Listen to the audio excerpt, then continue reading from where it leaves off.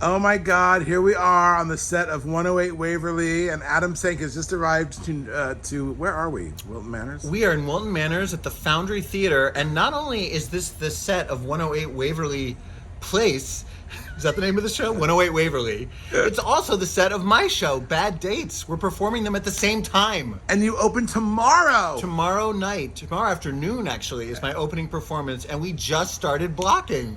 And you're almost sold out. Yes. Yes, it's almost sold Get out. your It was tickets like- now it was because like- there's only a few seats There's left. like 10 tickets left for tomorrow. That's true. Adam, we are so glad that you were here in Wilton Manors. Tell us about your show now that we're not in Times Square and that guy's not asking us for $20. Remember that guy? Yes, we were being aggressively pursued by someone in Times Square. Bad Dates, really, it came about because of Ronnie Larson. Ronnie reached out to me in April and said, I'd like to bring you back to the Foundry. I had been here a couple times before.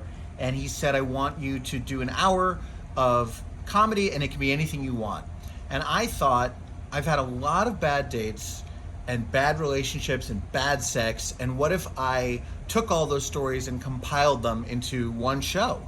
And then I got the idea of making it actually about something, where it wasn't just stand-up. It was actually the story of my search for a relationship and what the cost of that is.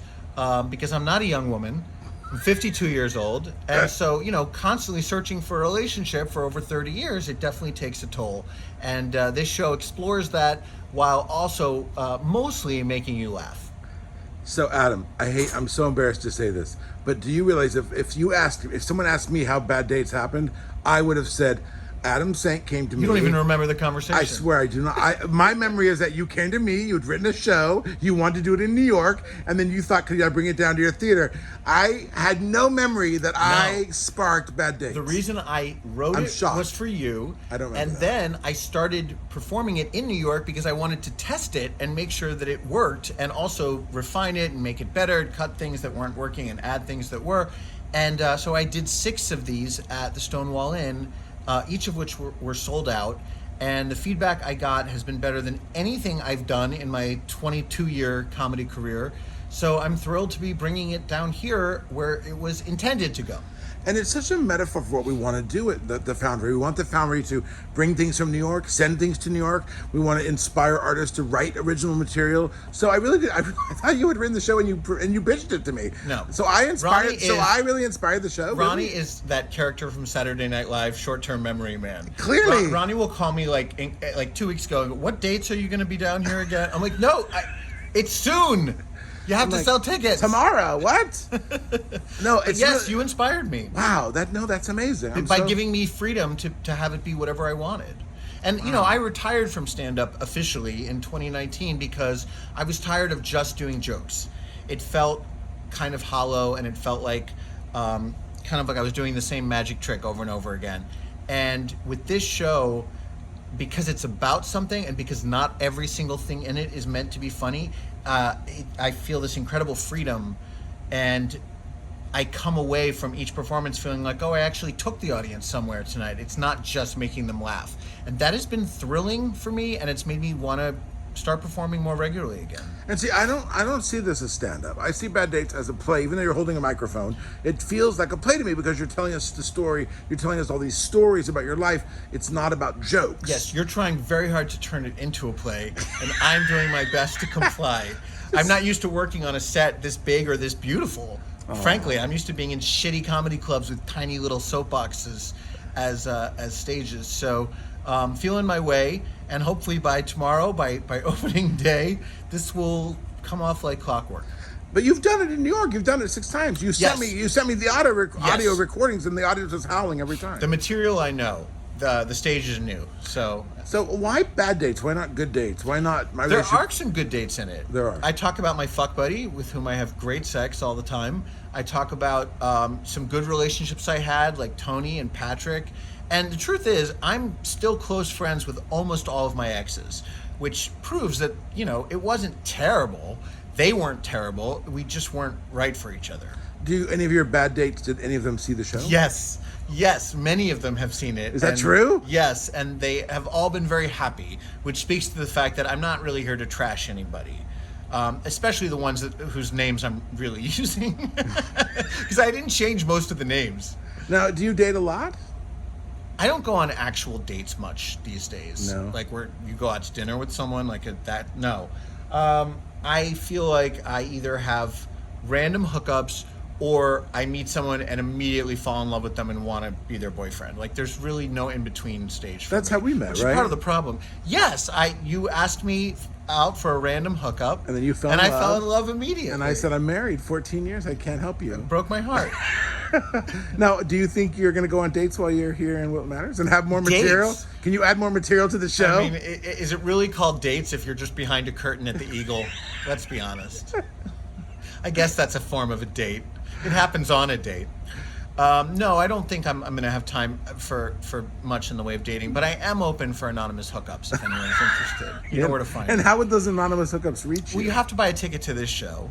And then afterwards, I'll go out to the lobby here at the Foundry and I'll do my meet and greet. And you can slip me your phone number or your penis, whatever's handy at that moment. And we'll take it from there. So you're open to hooking up here in Wilton Sure, Manors? wouldn't be my first time. Actually, last time I did a show here, Ronnie, there was a very cute audience member who I will not name, and I think I started flirting with him during the show. I asked him his name, and there was some back and forth, and I wound up having sex with him With one of our audience in the members. dressing room. No, it was at his apartment. Wow. Yeah, I hope he turned out to be a big donor. in more ways than one. For both of us. Yes. Wow. He was a big donor. It's an amazing. Well, can you talk a little bit about? I'm fascinated. What is your perception of Wilton Manors versus, say, Greenwich Village? Like the gay scene in New York and the gay scene in Wilton Manors.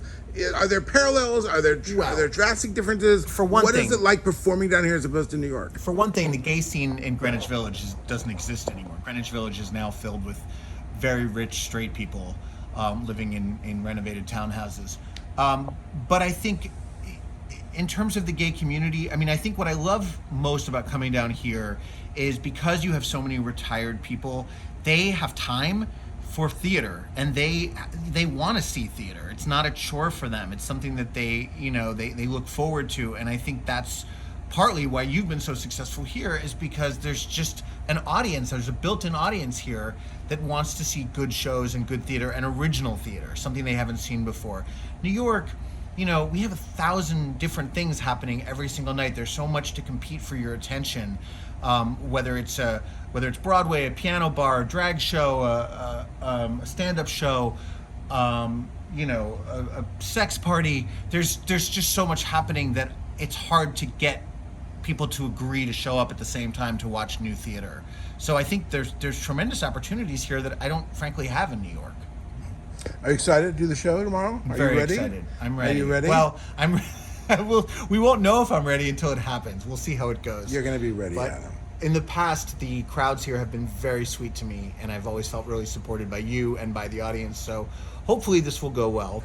Oh my God! I know I'm putting you on the spot, but one of the funniest things I ever saw in this theater was you doing an impression of Lindsey Graham getting a massage. Can you do the bit? Hold on. Can we do the bit? Okay, hold on. Here let's start. Okay, here go. Here we go. You have to picture me naked. Okay, picture him naked. Here we go. And this is Lindsey Graham getting a massage from a guy, and he's completely naked, and then he just.